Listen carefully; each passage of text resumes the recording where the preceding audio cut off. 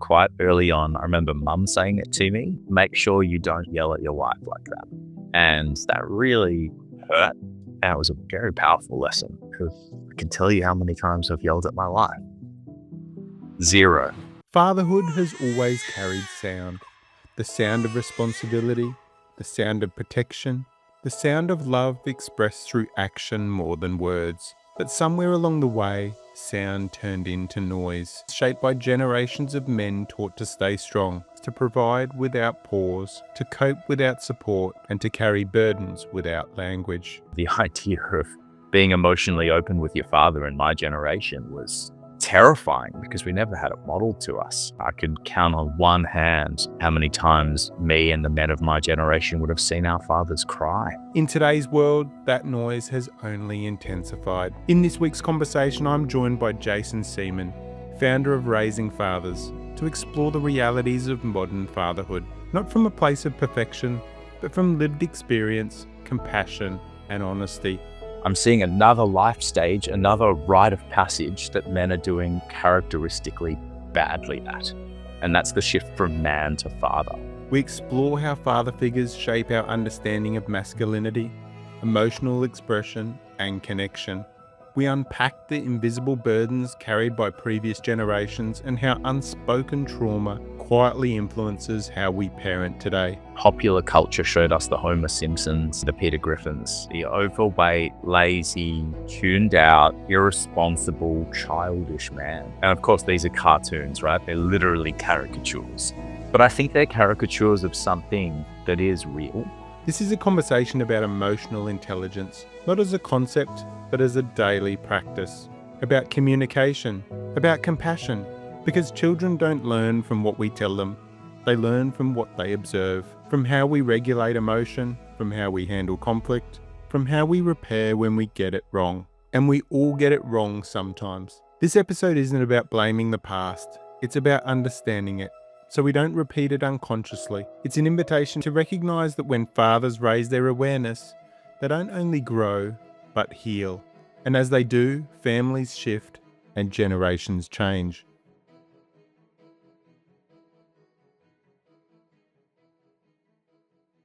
Helping us turn down the noise and redefine what it means to be a father and a man in today's modern society is my guest this week, Jason Seeman. Jason, welcome to the show. Thanks for having me, Steve. Mate, I'm pumped to get into this conversation. Me too. Can I ask you, Jason, when you think of the noise of life, what does it mean for you? Yeah.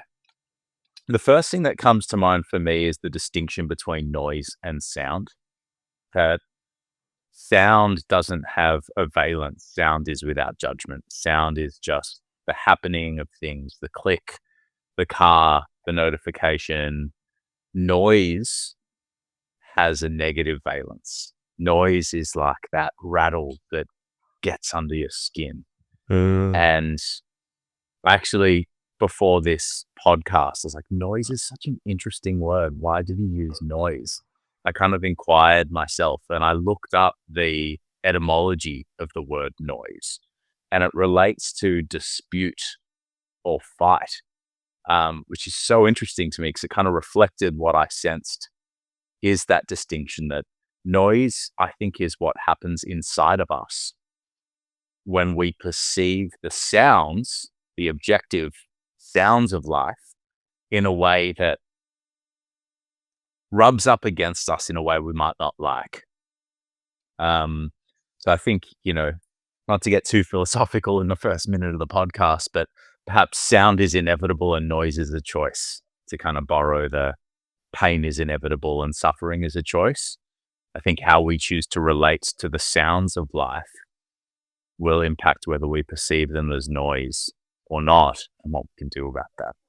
Yeah, I love how you've described that. That's awesome. Just that distinguish between sound and noise. So that's awesome. I haven't heard it that way, so which is great. But that's why it was called Noise of Life, because there's so much noise and sometimes the noise is silent as well. What I'd love to know is, you're the founder of Raising Fathers. Talk to me about where the spark came from to start that. It's a series of sparks. Uh, I think the first is I think rather uniquely, I always knew I wanted to become a father and was very excited about that even when I was a boy. Like I would have been 10 or 11, and I knew that the day I was most looking forward to in my life was the day that I had my first child. That would be when I, quote unquote, when I make it. Um, and that absolutely came true. It's changed my life forever. And then simultaneously, I've been working in education organizations supporting young people for over a decade in a range of contexts that went from the more academic side of supporting young people into the more social emotional side, working eventually at an organization called the Man Cave that does social emotional learning and emotional intelligence workshops and experiences for young boys and really gets them to feel their feelings together, to know it's safe to do that, and that actually it's critical to their evolution and their growth as from boy to man. But that's critical. And that this boy to man transition is what we call a rite of passage. It's a shift in identity, a shift in social status, a shift in role that is fundamental to do well. Because if we don't do it well, we end up with so many of the meta crises that we see kind of overlapping between mental health, domestic violence, violence in general. Yeah, I don't need to list them for everyone. We're in this world, right? And I observed what we were doing with young boys, and I went, "Gosh, this is fundamental. This is incredible. It is impactful, and I'm seeing another life stage, another rite of passage that men are doing characteristically badly at, and that's the shift from man to father. And that life shift is, in my view, the one that best represents what becoming a man means at its deepest level to me, which is we shift from being all about us to being in service. And our family, our children, our partner become the center of our universe rather than us. And I saw men becoming dads around me very much behaving business as usual and struggling in that transition, that they were rubbing up against a reality that was asking something very different of them than their reality prior. And at a very coarse, basic level, all that changed is now they've got a kid, but actually their entire universe is changing. Their wife, their partner is absolutely changing, and they're called to change too. And if they don't, that's where a lot of conflict and challenge can, yeah, really, really creep to the surface. So Mm. And I that think kind some of of this, really inspired me. yeah, and I think some of this work is really needed. And in that youth, as our boys and our kids are growing up, but we're talking about boys becoming fathers. For us, we're all molded in our youth, in our childhood by the fathers that we inherited, right? And they were fathers inherited by inherited the behaviors and the bravado and the stoicism of our grandfathers and great grandfathers. I'd love you to talk about, like, what were father figures in your childhood that kind of inspired you? What did you notice about them? What kind of Mm. dad were they? Hmm. Yeah. Yeah. I think we're lucky that that is somewhat changing because I don't have a good, I mean, maybe it's a good answer to the question, but it's not a positive answer. I don't really think they existed. I think, popular culture showed us the Homer Simpsons, and for people a bit younger than me, the Peter Griffins, the overweight, lazy, tuned out, irresponsible, childish man. And of course, these are cartoons, right? They're literally caricatures. But I think they're caricatures of something that is real, that back when I was a kid, it was very much understood that the role of the father was a simple protector provider role. It was make the money so that mum can take care of the house and the kids. And if you've done that, you've done a good job. And they were inheriting, you were speaking about that intergenerational inheritance. They were inheriting post war beliefs, especially around things like emotion management, where it was not even just go make money for your family, it was go fight for your country's survival. And, it's almost as though over time we've seen this fragmentation and complexity emerge in what it means to be a father, and what our responsibility is. It's become far broader, far more complex, far more nuanced. And I think that's actually a positive thing. But with complexity also comes confusion and challenge. But yes, I think very much, the idea of being emotionally open with your father in my generation was terrifying because we never had it modeled to us. I could count on one hand how many times me and the men of my generation would have seen our fathers cry. You know, Yeah. that Yeah. that kind of says it all, I think. So in those circumstances and back then, what emotions were welcomed and what emotions weren't in the household? Yeah, it's a great question. I'll only speak for myself here, but I suspect there's some generalizability to that. Well, I can tell you that my dad was a very loving and affectionate man, and I was lucky in that regard, that the positive side of the spectrum was expressed and expressed beautifully. The other side of the spectrum, though, I saw stress and I saw anger. I didn't see sadness. I didn't see melancholy. I'm starting to see that now as my dad enters his twilight phase, and a lot's changing for the both of us. Seeing him in a few hours actually for a walk. Um, but yeah, dad would be quick to anger, and particularly at mum. And, guess we're going straight in there now. Haven't said this on a podcast before, but here we are, Steve.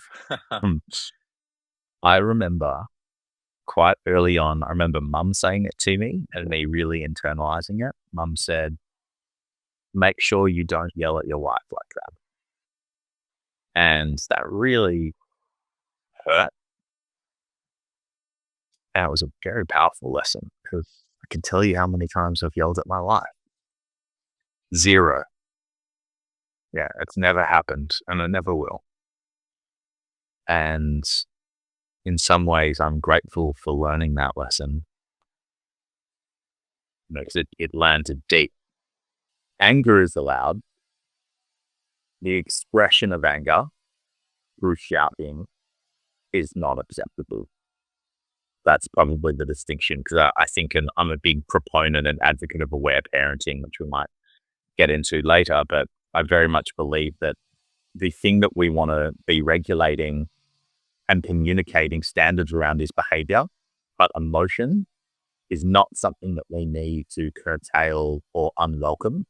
All emotions are welcome. It's how we choose to express them that matters and how they impact other people.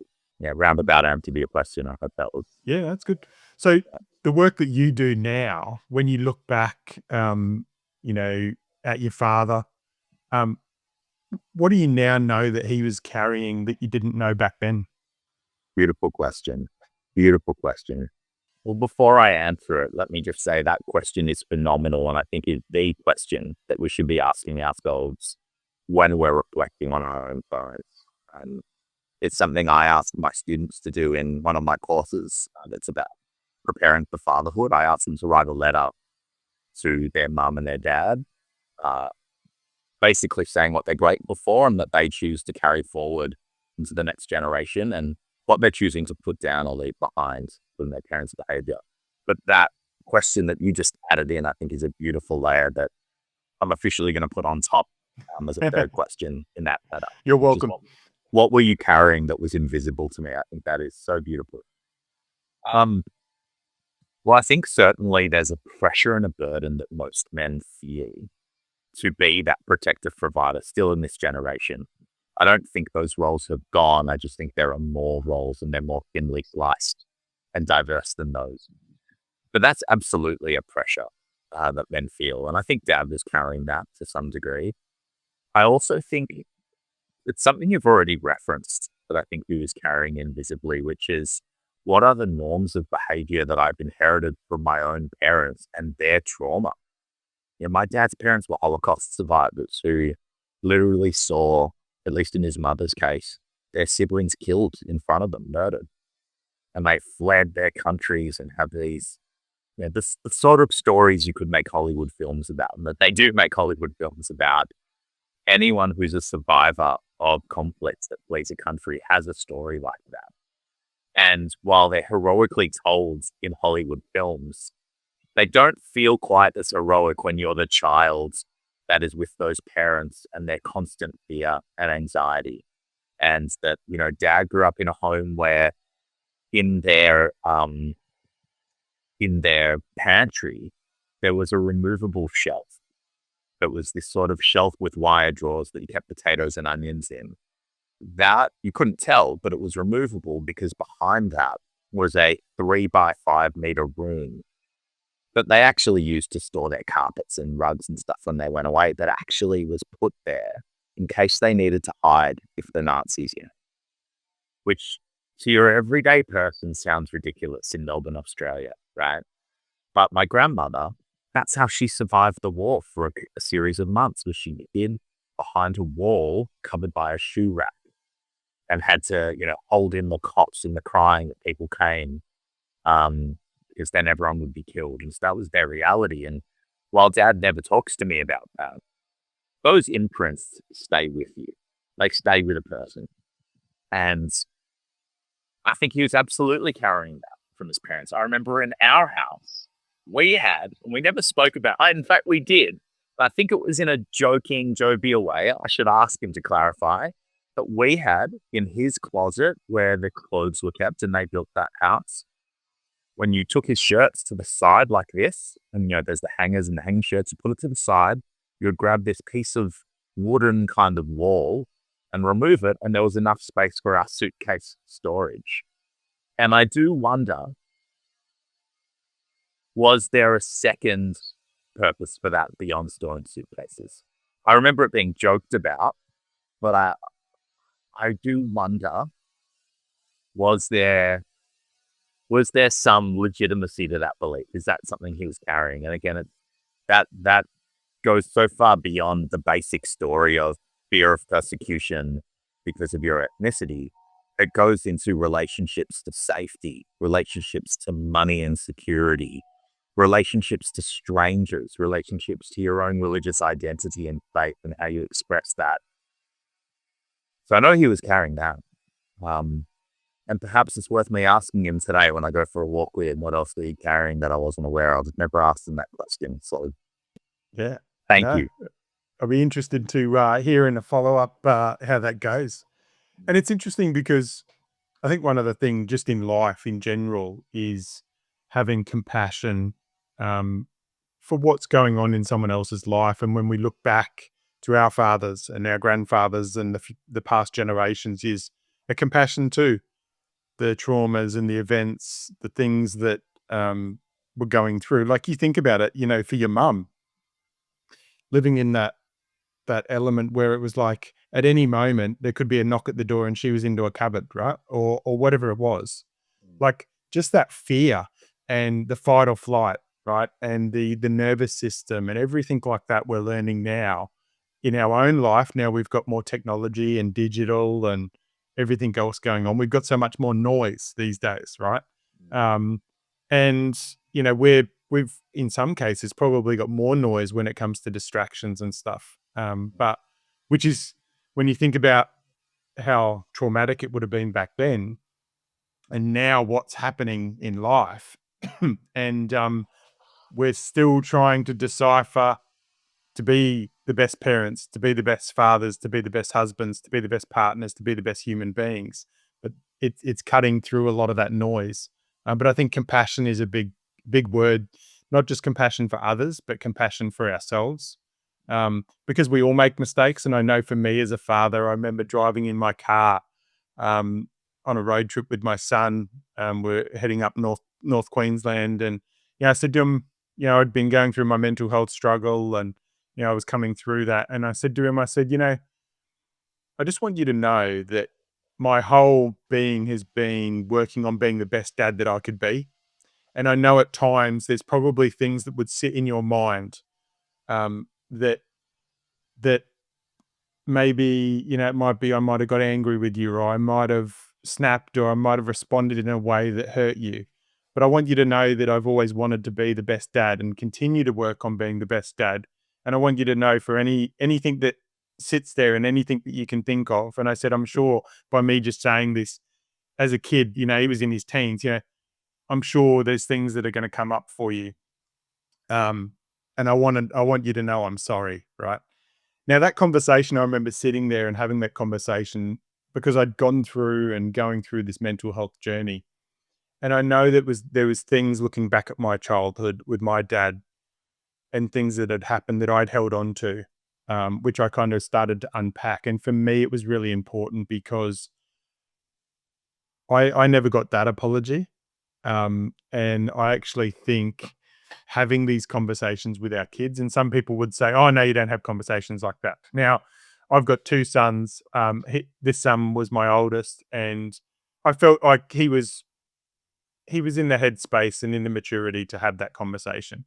Now, my other son's older. I have conversations with him as well, but I wanted to get that off my chest. I was holding that shame, guilt, embarrassment of some of the actions that I'd taken, early on, which were to a certain point for many dads, you have a busy day, you know, there's all the noise and you have the silliness and you respond and you react in a certain way. But I wanted to kind of put that out there and, he absorbed it. But for me, it was good that I could just get it off my chest, you know.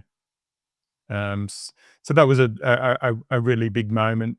I think one of the key things is this: when I look at parents and we're talking about, dads and sons, fathers,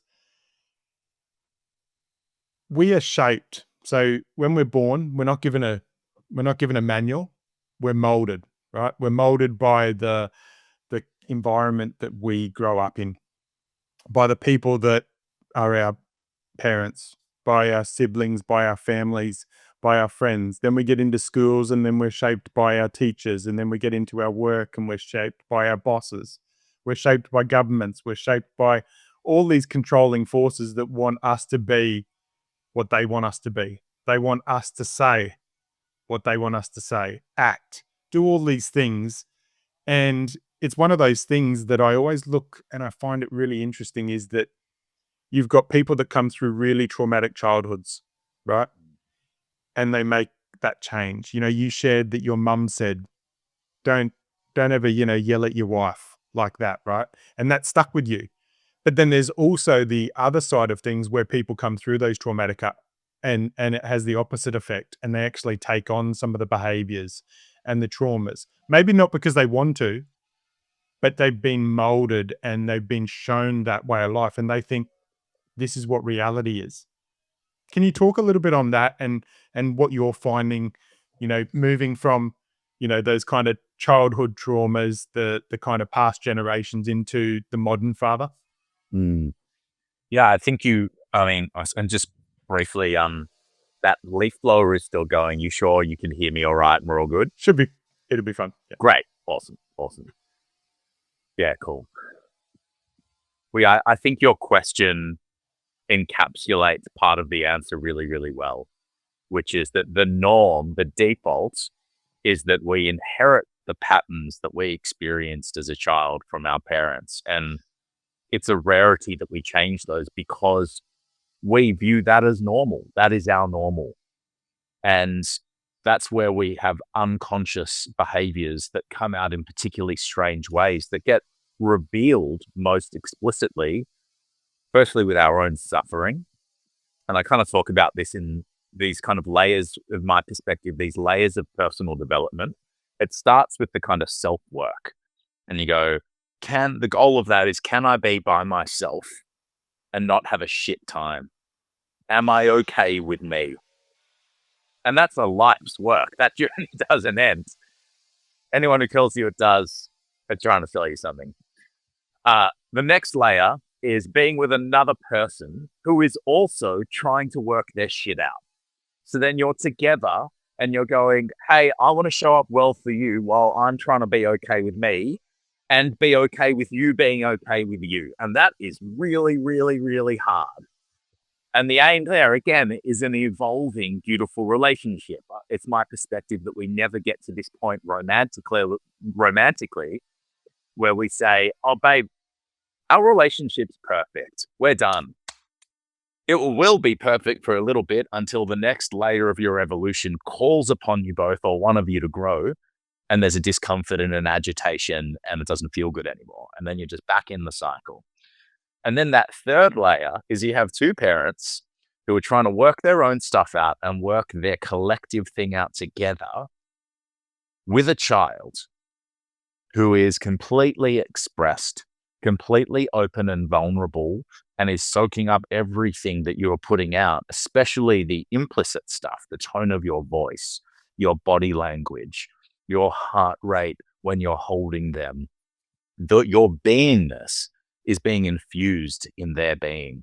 And so the responsibility is so high as a parent because to invert all of that, when you're alone, if you mess something up, you're the one who suffers.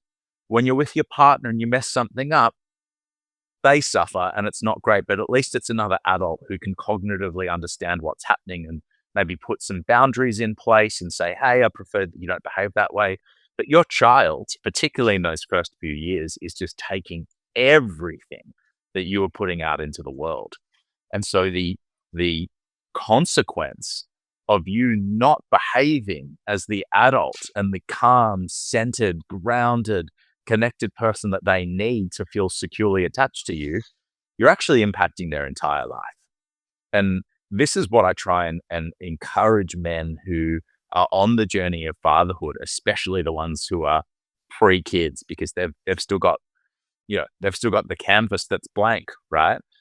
I encourage them to go, how do you make the way that you behave around your child and the way that you hold them and treat them and your partner, by the way, in front of them, how do you make that the most important thing you'll ever do? Because in terms of the list of priorities, I wouldn't even say it's low. It's not on the list, not consciously for most people who go to have a child. They worry about making enough money to send that kid to the school they want to send them to.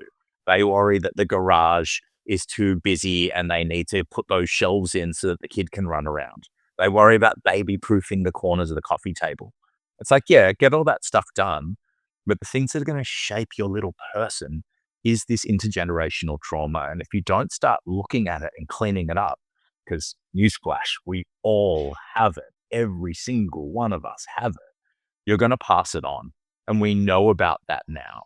We know about, we have way more insight into neuroscience, into biology, into psychology, into trauma, into attachment theory than we've ever had in human history.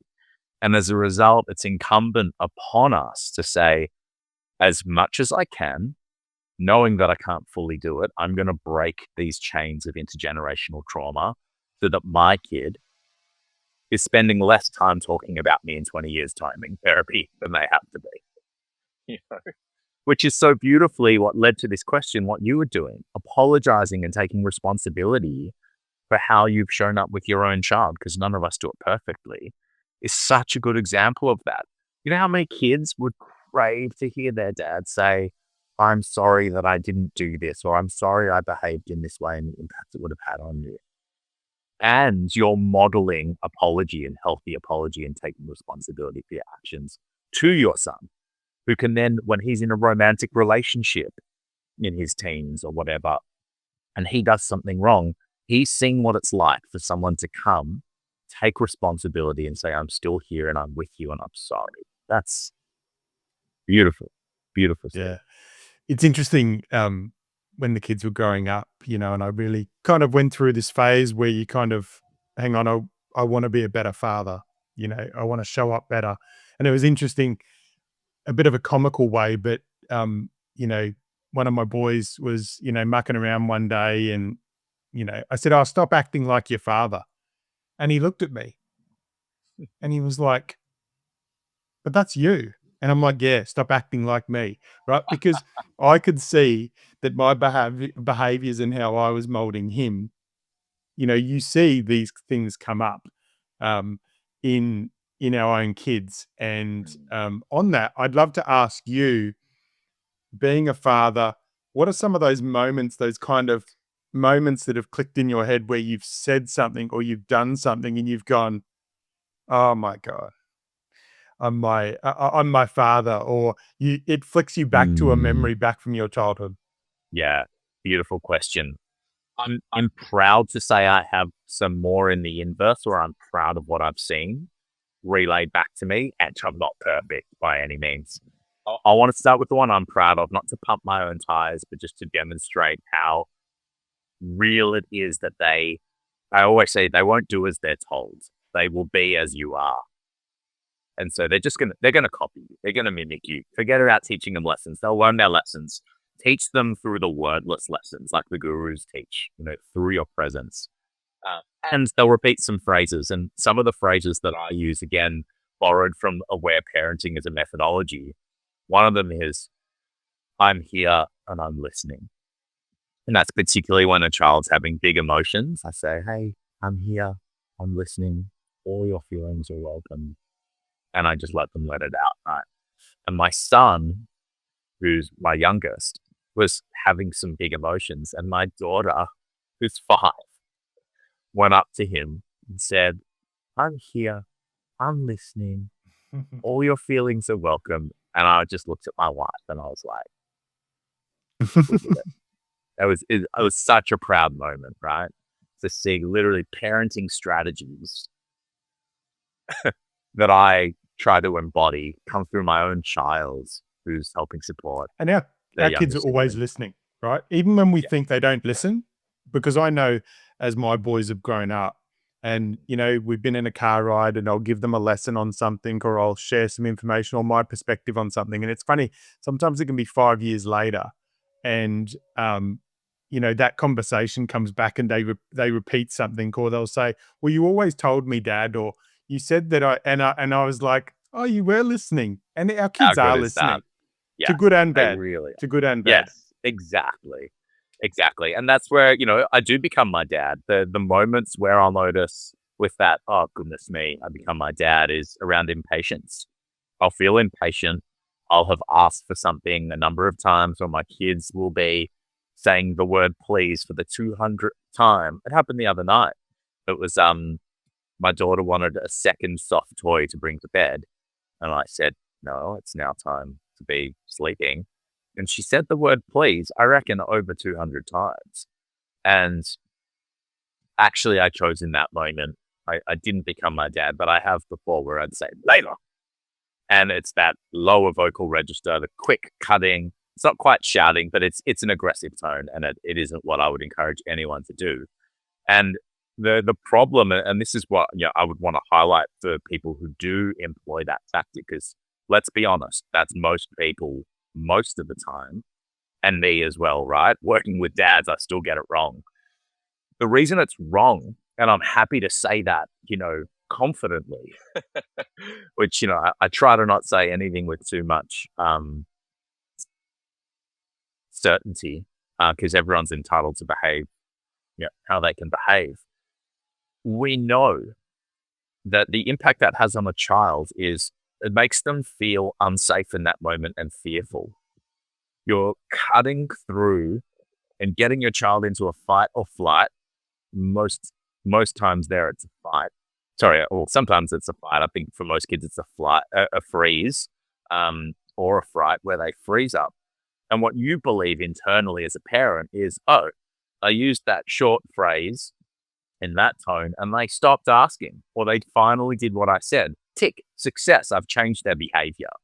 But what we are missing every time we do that is, yes, we're changing behavior, but what we're doing is we are throwing mud on their consciousness, because what we're doing is we're training into them, you are a person to be afraid of, and shocking their body into fight or flight so that they become compliant to aggression. And if that's what we want to train into our kids, that's what we're going to see more of in the world. We're going to see people who say, when I don't get what I want, I become aggressive, I trigger someone, and then I can control them. And we are being that. We are being tyrants, and we are creating little compliant automatons who will follow our every word if we use punishments to control their behavior. And it might have been okay years ago when the psychological theories that were predominant at the time were around behaviorism. And so we saw all of that psychology influencing the world, but we know better now, and we know that that traumatizes children. And I think the importance, being a man, being a father, being a parent, being a human being these days, is awareness, right? So Mm. a lot of people are having these interactions, they're responding, um, they're having these kind of aggressive outbursts, or they're kind of pushing this onto their kids, but they have no Mm. awareness. But I think Yes. the key thing for those listening here is really around, when you do have an interaction, how do you feel? What's the awareness of that? And what could you change in the next interaction? Right. And I think, one of the key things, when we were brought up, in the older generations didn't really bring honesty and openness and awareness into their roles as parents. But I think for me, I I share so much with my sons, being separated now. Um, I share so much because they know, my sons are so intuitive that they can see what I'm carrying at times. And they'll say, oh, so I'll share with them certain things, how I'm feeling or whatever it is, so they understand.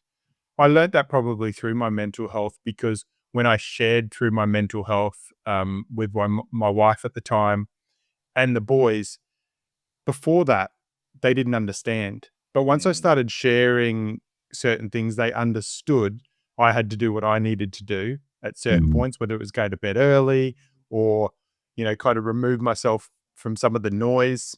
Mm. And they understood that, rather than seeing it as, oh, he doesn't want to spend time with us, or he wants to go to bed Yes. early, and all those kind of things. So I Mm. think really having this honesty, and I was having a conversation with Lachlan Stewart recently, and we unpacked some stuff around men and everything like that. And it was interesting. We were talking about um, the fact that these days, especially for boys growing up, there's a lot of this toxic masculinity. There's a lot of the Tates of the world, and some of these, I suppose, people that they can latch onto and look up to, right? Who have Yeah. got some, not, it's like with anyone, right?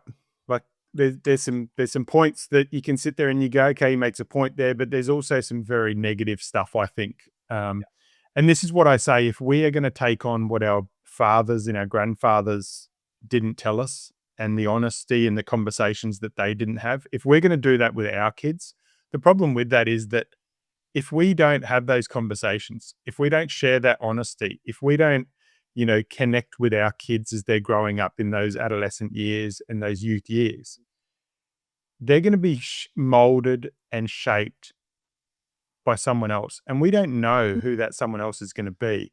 And if we don't be the father, if we don't be the parent, someone else will be, and they'll connect to that person. And that person may not always be a good influence. Beautifully said. I couldn't agree more. Couldn't agree more. Yeah, and also just to reflect back, it is really special, I think, that you shared your journey with your kids, because again, it's, that question that you asked me earlier, which is, what emotions were welcome in your home? You're expanding the breadth of emotions that your kids get to feel because they see you feeling it and they understand it. And they're, again, I think you highlighted this, is they're not internalizing your emotional experience as their fault. They go, oh, cool. I understand why dad's going through what he's going through. Hey, that's okay. And I can feel that and operate in the world. And also, I'm not making that the dad doesn't want to spend time with me because of something I did or didn't do. That's dad's stuff. And I don't need to shoulder the burden of his mental health challenges. I'm just a kid, and how beautiful is that?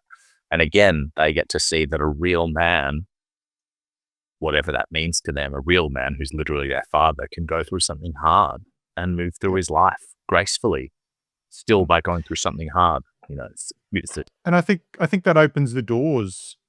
It opens the doors when they kind of go through some of those similar challenges, where they can go, "Hey, Dad, can I talk to you?" And I've said, even when we've had open conversations, I remember probably my youngest was maybe 10 or 11, and they've kind of almost 17, almost 19 now, but, probably around 10 or 11. And he said to me, Dad, oh, did you hear, this girl, this 12-year-old took her life in the local community, right?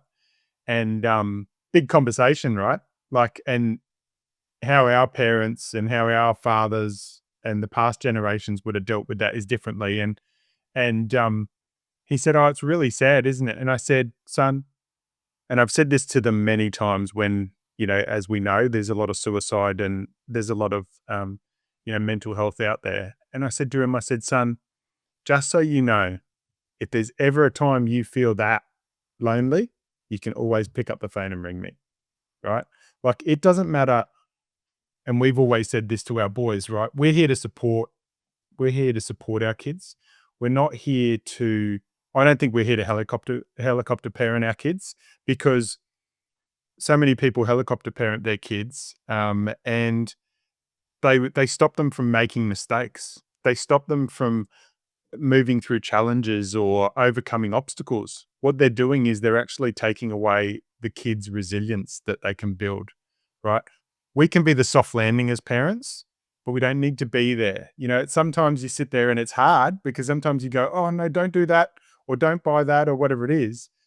But a lot of the time it's like they learn from actually getting that, and then they buy something. My son bought something, then it broke, then he had to pay money to fix it, right? Whereas if he didn't, he wouldn't have learned that lesson. And that lesson, now that he's got his own car and everything like that, they build these things in. But I remember just saying, I don't care what it is, to both our boys. I said, I don't care what it is, what you've done wrong, you can always ring me. Will I be disappointed? Maybe some, like there's a point of that. But at the end of the day, it'll be, okay, what can we focus on that we can control? Right? Because at the end of the day, there's nothing there, as they say, like it's a, what is it? A long-term solution to a short-term problem, right? Um, and I really try instill that in the boys, because I want them to never feel that feeling where they're sitting alone, their their stomach is churning, it's all in knots, because I know how important it is to share. For me, through my journey, through the work that I do, and I know you do the same, is how do you get men to share? How do you get boys to share? You open up yourself, and once you open and create that safe space, then the floodgates open. A lot of the time people go, oh, I've been through that. I felt that way, and now I met a guy recently, and he caught up and we're going for a walk, and I'd never met him before, and I said, oh, so, how you going? And he said, oh, I'm out of work at the moment and everything like that. I was in a job for a fair amount of time, and I got made redundant. And I said to him, I said, I'm guessing you're like, talk to me about what that's done to your identity, right?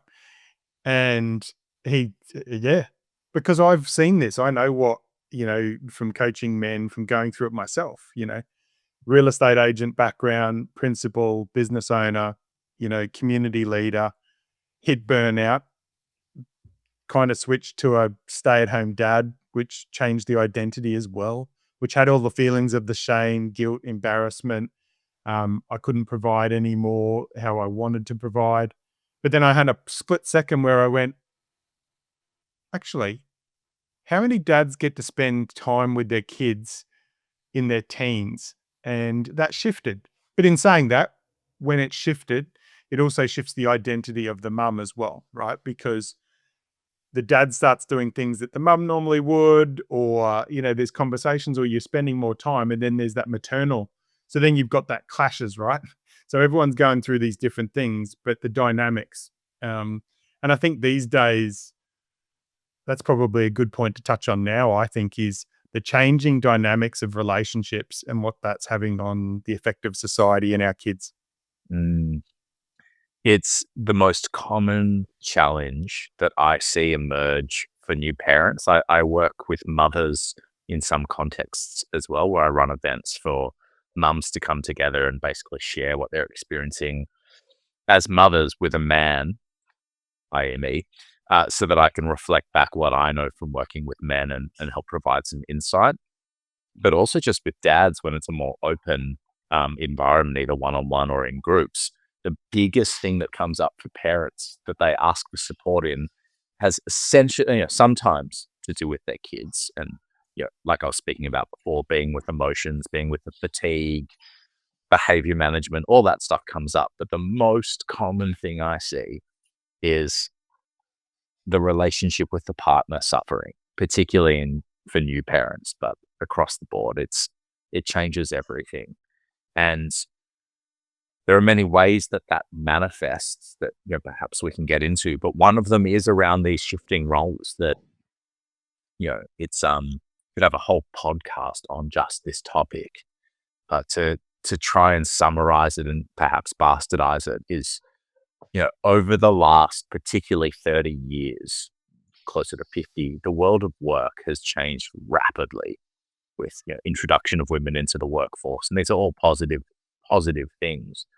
But what hasn't changed explicitly, but again, when we look at something as a system, when one part of the system changes, of course, the rest necessarily changes because everything's interconnected. The world of the home has not had explicit conversation around how that's changed. And as a result, there's a lot of tension that arises because when the world of work changes and either both parents are working or you have the switch in which gender is working, everything else gets impacted. And I think that the problem isn't the change. The problem isn't the complexity that accompanies that change. It's when we don't have meaningful conversations and empathy around what those changes mean for us and how we're going to choose to actually hold that.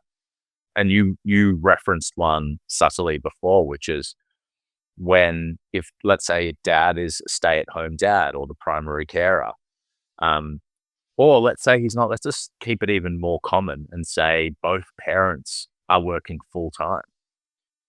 How that changes who takes care of what in the home is fundamental. And what I'm seeing increasingly is, again, this kind of ties into what we were talking about before, is our default parenting methodology or approach or philosophy is really just how we were parented. That is our normal. That is if we are fish, that's our water. It's just our environment. And so we go, well, dad just worked and kind of maybe made some fried eggs from time to time, but mum kind of ran the house. And what we forget is mum's working full time now. You got to step in, man. And it's going to be in ways that feel uncomfortable to you. And some of the research on this is pretty clear. Mums do more when they work as well, and you match for how much they bring in financially and how much they work. Mums do more of the physical labor in the home and caring for the home, and they do more of the invisible labor or the cognitive load of running a home and a household as well. And that's, again, adjusted for all the kind of counter arguments that you might imagine someone would bring. Um, so it is unequal. And in a world that's pushing for more equity and equality, that's a problem. It's a problem when a mum feels chronically exhausted and a dad's going out because he says that his soccer match weekly is critical to him and he wants to see his mates. No shade, no criticism if that is critical to him. But the challenge is when we are not aware of what the other person is carrying and we go on behaving as though we're doing a perfect job and we're really tired and we're overburdened. That's where a lot of conflict can come up. Yeah. Yep. Yeah. And it's interesting because I know people listening to this will be sitting there and, you talk about the two full-time parents, right? So you go, maybe you've gone from, one working part-time and then they're both working full-time, right? They're both walking in the door at 5:30 at night or 6 o'clock at night, looking at each other going, well, who's cooking dinner? Right. And yeah, and it's this stress that no one needs to do. Right. And then it's like, if they can, it's like, well, we'll just get takeaway or whatever it is, right? Which then shapes other things and affects our health and our reactions and everything as well. But it's about communication, I think. One of the biggest things looking back on my relationship and looking back on my life is having that awareness that carrying forward for me is communication. I think is the number one problem, I think, that is probably affecting relationships. And the hardest thing for relationships as well is because obviously there's a high level of separation and divorce going through, which then affects our kids again.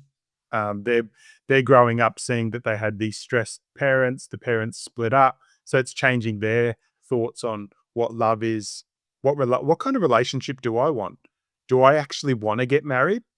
Maybe I just travel, maybe I'd just be single, or maybe, in some cases at the moment you hear a lot of, but it is a lot of these relationships are very fluid now, it's this just almost not non-monogamous, just situationships, yeah, exactly as you say it. Which is gonna cause these, it's interesting, like our birth rate is dropping dramatically. It's below sustainability. So, we've got some interesting times ahead for future generations. Absolutely. I think that's part of why we're seeing at a very broad level this kind of rubber band back to some more conservative values. Because I think in our cultural pursuit of liberalism and freedom and individuality, ideals that are beautiful, there is the risk of, and I believe we have in some areas, of swinging too far, where you have especially young people, millennials and Gen Zers now as well, who are so obsessed with the self and optimizing ease, comfort, and this, don't get me started on social media, but creating and crafting this identity of self that we forget so quickly that, again, talking about complex environments or systems, the self only exists and is valuable in relationship to the whole and in relationship to other. And so it's like, I'm all for it. Go to that personal development seminar, go to that retreat, but do it so that you can come back and serve others. Because if we just turn back to the self, we see, particularly in males, we see this on the outside, hyper successful, he's got it all going on for him person who is depressed and in many cases, unfortunately, does the most terrible thing you can do to himself. Takes his own life. And that's in the extreme sense, but there are gradations of that where men are feeling lonely and they don't have meaningful friendships anymore. And then they struggle to find relationships. And the relationships they find are based upon someone dating their avatar that they've created on the dating app or the Instagram. And then when they finally, after a few weeks or months of actually dating the person, they see the real them that is flawed, that is vulnerable, that doesn't look good from that angle. And it's done. And they walk away because they're not for me. They had this tiny detail that was displeasing to me. They can't sit in this idea that we're going to mediate together to have conversations that we will feel differently, that we will have clashes of values. But it's in that messy work where real life happens and real love emerges, where you see that partner not behaving in an ideal way, or that partner not dressing how they used to on Instagram, or whatever it is, and you choose to love them anyway. That's what's real. I'm very, as you can probably tell, I'm very passionate about that, and yeah, I think there's a lot of work to do. Yeah.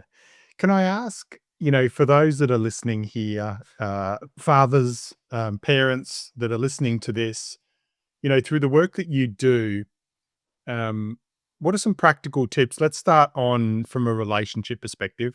What are some things that you're seeing or you would recommend to listeners that they start putting in place from a relationship perspective, with their, significant other? Mm. Um, and yeah, what are you seeing is working? Where do they start? Yeah. Yeah, great. The first thing I'll say is, though, I will offer some practical tools and tips. I just always like to give a caveat that every relationship, like every individual, is unique. And as a 100%. Yeah. result, these tools are going to work in your specific context, and just go gentle, because the risk is someone says, well, I'll go use this thing and it didn't work. You go, well, did you have enough of a foundational trust in your relationship to go and use this tool? If you didn't, you have to start somewhere else. So just want to say that up front. But yes, a few things. The first one is create space for meaningful, genuine, authentic human connection, which sounds absurd to say out loud, right?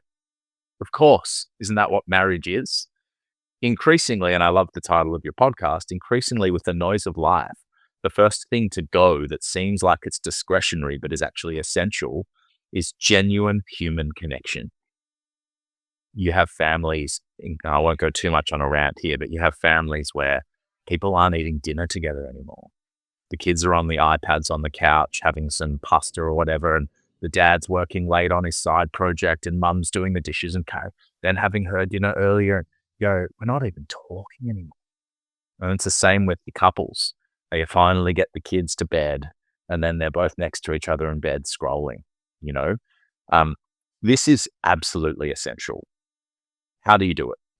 There's many ways, but one very simple one is a tool that the Man Cave uses, a bunch of places I've been involved with, Rites of Passage Institute. It's called the check-in. And all it is a one-way conversation where I tell you how I'm really going. How are you going really? And we might set a timer because, this is actually a new skill for a lot of people. And I just talk. And we can bring a structure to it. Maybe we don't ask that question. Maybe we say, high, low, buffalo. What's something great that happened? What's something challenging that happened today? And what's something funny or random that you just feel like sharing? And the point of the one-way conversation is it's training the other partner to just listen, not to listen with your right of reply, not to rebut something that comes up that might have to do with your relationship that you raise, not to sort of feign interest by asking the follow-up questions, but just to be present and witness. And then you switch. And the only off-table topic is logistics and family house stuff. Don't talk about that because that's where 80% of your communication is going to be already. It's not a time to say, hey, who's dropping off the kids at that party tomorrow? I've got this thing on. No. How are you going? Because if we don't make time for this, if we don't calendarize it, if we don't put it into the first thing to go, but it's the thing that actually keeps you connected. And when you're connected, all the logistics becomes easier. All the challenges become easier to hold because you actually feel like you're on the same team. And when you do that, you can go, hey, I actually really want to catch up with a friend tomorrow. Do you mind taking the kids on this thing and whatever? The response that comes isn't this kind of begrudging, transactional, all right, well, I'll give you those 2 hours if I can get 2 hours. It's like, of course, I want that for you. And then you leave guilt-free and you get to see your mate and do that thing. And it changes the flavor of the atmosphere when you're on the same team. And you can't be on the same team unless you can truly see that person. And one way to do it is through the check-in. Another, and I'll just say it, is have more sex. Have more sex. I read Green Lights, the Matthew McConaughey autobiography. I've got it here. It's excellent. It's excellent. And one of the things he said, I actually audiobooked it. He goes, the audio book is the best. The audio book is the best. Yep. Yeah, and I'll butcher his voice. He says, I have sex more often. Not because of the sex is good, but because after the sex, the conversations are deeper, the meals are tastier, the walks are breezier, because life is better afterwards. And I really believe that, and I can't speak for everyone, but there's something that happens when us and our partner are physically intimate together at a very deep level that unites us, that makes everything else different and gets us 100%. Literally back in union. It's the and basic stuff. I'm sure we both see this, right? When I coach men, I see men at retreats, and I'm talking to people, and they're saying, "Oh, Steve, I've got issues in my relationship," and it's interesting. It takes me back to I follow a bit of Wayne Dyer. Obviously, he's passed now, but he was asked in one of his big open gatherings, and someone said, "Oh, I've got an issue," and he says, "Okay, what's the issue?" She stood up and she said, "I've got problems in my relationship," and he goes, "If you've got a relationship, you've got problems." Like it was just this, it was like, he just brought it back down to earth. Like, you got problems, right? But I see sex and intimacy, sometimes it's interesting, I was chatting to a gentleman recently and he's like, my wife and I haven't been intimate in 2 years, right? Well, that's a big part. That's a big part of a relationship and feeling that closeness. No wonder everything else, just from a male perspective of how we're inbuilt to feel love and how to give love and those kind of things, and almost back to that provider side of things. But these kind of things, they're simple things. But I think back to what you were saying as well around setting up these times, it's really about having that intentional presence. And because a lot of the time, what happens in a relationship, we both walk through the door, both couples walk, the couple walks through the door, and then one's making dinner, and the one goes, I've got something to say, I'm going to share it here in the kitchen. There's all the noise, the kids are running around, the TV's on, right? The dad or the mum, whoever's cooking is kind of like, and then we just blurt out something, right? They're not ready to receive it. So what happens? They become defensive. What do? We put our barriers up and say, well, we're not going to approach that again. We pack it down and it doesn't get solved. So it's about having that intentional presence and choosing those moments where you're distraction free and you're able to have those conversations. Because one, a lot of the time we will get defensive. From a male perspective, when something is shared with us as males, what we want to do is fix it immediately because we've got all the answers, we do. Um, and then that causes more friction and more defensiveness, and that's why I see men now, and people share and they say, okay, what you're sharing this with me, do you want me to just listen or do you want me to provide some solutions, and get that from them? Because sometimes they do want solutions. Sometimes they want, well, how can you help me out here? But at other times, as we see when I run men's retreats and when you've, run your sessions, you'd see, you know, men sometimes when they just talk, just getting it off their shoulders, they feel lighter, they feel younger, they look younger, they walk away feeling a different person. And that's what we should be, I suppose, nurturing in our homes and welcoming into our homes, in our relationships, that we're actually being there for each other. And there's obviously, the retreats, and obviously I attend retreats. I run my own men's retreats as well. And what I see from when men walk in on day one to the end of the weekend, you see a completely different person who's dropped all his titles, responsibilities. He's got more clarity. He's been able to just breathe. His brain is able to just calm. He's had some banter, some conversation. We've chucked some humor in there. And everyone that leaves goes, I'm not alone in this anymore. 100%. And that leads into probably another important tool is around conflict. You said it before so beautifully. You're in a relationship. You're going to have problems. That's life. That's community. That's relationship. And again, noise, sound, challenge and conflict is a feature, not a bug. So how do I approach conflict? And, you said before, when men receive feedback, there can be a tendency to retreat. That's an avoidant attachment mechanism, and it doesn't work. And I'm not suggesting for a second that you can just snap your fingers and this changes, but the work that I do with men, that I encourage men to do themselves, is to start to develop a relationship with your internal world that is one of compassion and love and forgiveness, where you can be with your own triggers or the parts of you that still behave like a child and treat them like a child as a good parent, to reparent yourself so that, and we all act like children. And if we don't believe we do, I strongly encourage a listener to look inwards or ask for some feedback from their partner or friends. When have you seen me act like a child? Because they'll have a freaking list ready for you. We all do.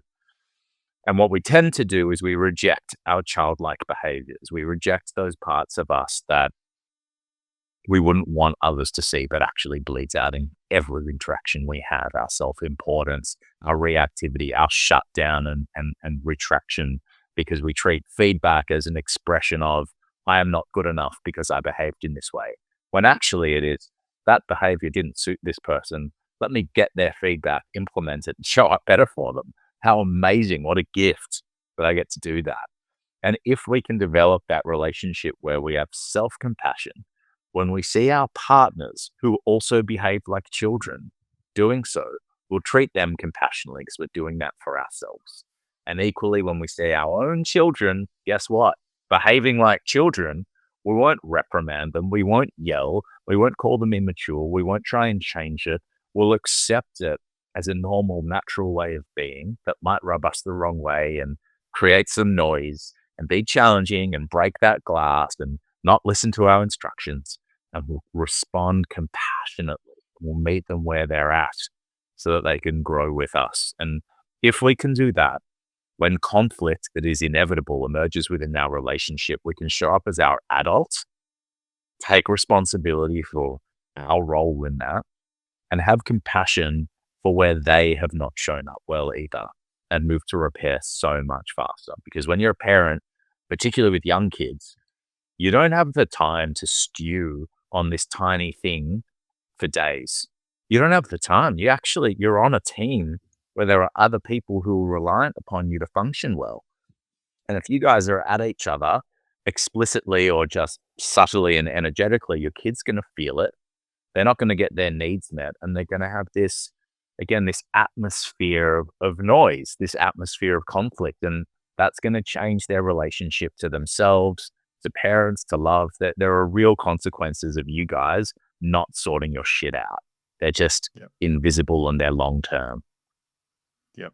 Yep. Yeah. So from relationships to actually fathers listening right now that maybe know they're sitting with their guilt, shame, with a bit of embarrassment. Mm. They know they're not showing up as the best father. Yeah. What's some of the shifts? What are some practical tips that they can start putting in today? And it's Mm. not about changing the world in a day, as you say. You know, if you start Yeah. doing all these different things, people are going to go, "What's going Yeah. on?" Yeah. But what are some practical tips that you give men? Great. If someone's in that position, the very first thing I'd say is, because I speak passionately, is I have full compassion for you. I'm sorry if you felt shamed by anything I've said on this podcast. And I'm sorry if you feel shame for your own internalization of any of your past behaviors. Just start by forgiving yourself. You're a human being. You've inherited patterns that were not yours to inherit. So it isn't your fault. And lovingly, gently, you can accept that it is your responsibility to make a positive change. And you can do that without punishing yourself. You can go, all right, I've messed up, maybe badly, maybe really badly. And punishing myself does nothing. Acknowledging where I've fallen short and taking positive reparative action is where I can make things better. And I might not be able to change the past, but I can change who I am. And then where to begin with that? Well, there's a broad range of answers here, but I'd first start by saying, ask for some help from the people around you. Seek out a friend or a mentor who you respect, who behaves in the way that you would want to behave, who you can open up to. And if you feel like there's a slight probability that it won't go well by opening up to them, take that risk, do it anyway. Or seek advice and help from the professional, whether that's a therapist, a mentor, a coach, a community of men. Come to one of my men's circles for dads. Come and open up to peers where no one's here to fix you, but you'll hear we all mess it up sometimes and there are ways forward. And more practically, once you've got that support, start with regulating and becoming aware of your own emotions, because they will feed and are the foundation of everything else that you do and your behaviors. And unless and until you can become aware of when you're not behaving as the adult and the man you want to be, you'll keep behaving from reactivity and old patterns that won't serve you. Even if you have the perfect strategy that you read somewhere, if you're feeling emotionally triggered and you don't have a way to bring yourself back down to earth, you're going to behave in a way that you don't want to, even though you know now explicitly, cognitively, you know it's wrong. Your emotions will guide you.